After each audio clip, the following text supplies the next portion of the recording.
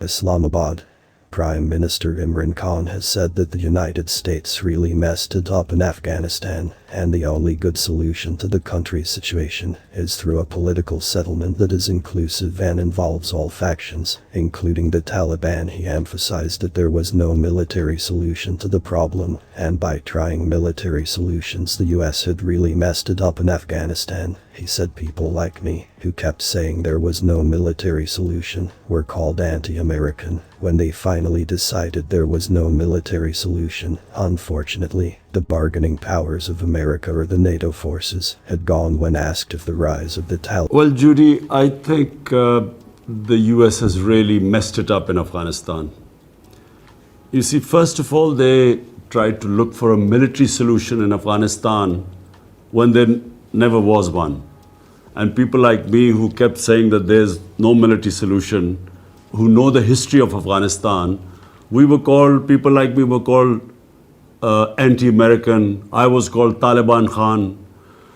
For anyone who objected to this way of, I don't know what the objective was in Afghanistan, whether it was to have some nation building or democracy or liberate the women, whatever the cause was, the way they went about it was never going to be the solution. So when they finally decided that there is no military solution, unfortunately, the bargaining power of the Americans or the NATO forces had gone.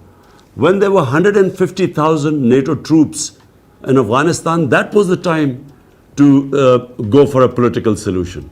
But once they had reduced the troops to barely 10,000, and then when they gave an exit date, the Taliban thought they had won. And so therefore it was very difficult for now to get them to compromise. It's very difficult to force them into a political solution. So because they think that, they won. Asked if the rise of the Taliban is good for Afghanistan, PM Imran stated that the Taliban must be a part of the government in an effort to peacefully resolve the current situation in Afghanistan. The worst situation in Afghanistan would be a civil war and a protracted civil war, and from Pakistan's point of view, that would be the worst case scenario, he said, adding that Pakistan would then face a refugee problem due to continuing conflict. Already Pakistan is hosting 3 million Afghan refugees, and what we fear is that a protracted civil war would mean more refugees. Our economic situation is not such that we can have another influx. The premier expressed concern that a new Afghan civil war will flow into Pakistan because the Taliban are ethnic Pashtuns, and there are more Pashtuns on our side of the border than in Afghanistan. If this goes on, the Pashtuns from our side will be drawn into it. When asked about alleged Taliban safe havens in Pakistan, the Prime Minister replied, "Where are these safe havens? There are 3 million refugees in Pakistan who are the same ethnic group as the Taliban. The Taliban are not in some military outfit, they are normal civilians. How is Pakistan supposed to hunt them down if they are in refugee camps?" PM Imran found comments of Pakistan's alleged support to the Taliban extremely unfair and said Pakistan had nothing to do with 9/11 when Pakistan decided to join the US's war on terror. This country was devastated by it. 70,000 Pakistanis died in that war which we had nothing to do with. We had over $150 billion lost to the economy. The Prime Minister further said allegations about 10,000 militants crossing into Afghanistan from Pakistan is absolute Judy, nonsense, I find this and that there is extremely no unfair. evidence of such a claim. And so you should know a little bit of the history. Come 9/11, Pakistan had nothing to do with what happened, the terrorist act in New York. Pakistan, in the sense that Al-Qaeda was based in Afghanistan, there were no militant Taliban in Pakistan, no Pakistani was involved, and so when the Pakistani government decided to join the US's war on terror, this country was devastated by that. 70,000 Pakistanis died in that war, which we had nothing to do with. we had over $150 billion lost to the economy. 10,000 Taliban, or they call the Afghan government said jihadi fighters, have crossed over. This is absolute nonsense. Why don't they give us evidence of this? Firstly, let me just go back. When they say that Pakistan gave safe havens, sanctuaries to Taliban, where are these safe havens? When we say there are 3 million Afghan refugees in Pakistan, who are, by the way, the same ethnic group as the Taliban, Pashtuns. Now, there are camps of 500,000 people. There are camps of 100,000 people. And Taliban are not some military outfit. He reiterated that he does not want CIA bases in Pakistan, as the US's war on terror had already bankrupted Pakistan. We do not have the capacity to have terrorism, to have fighting within our border.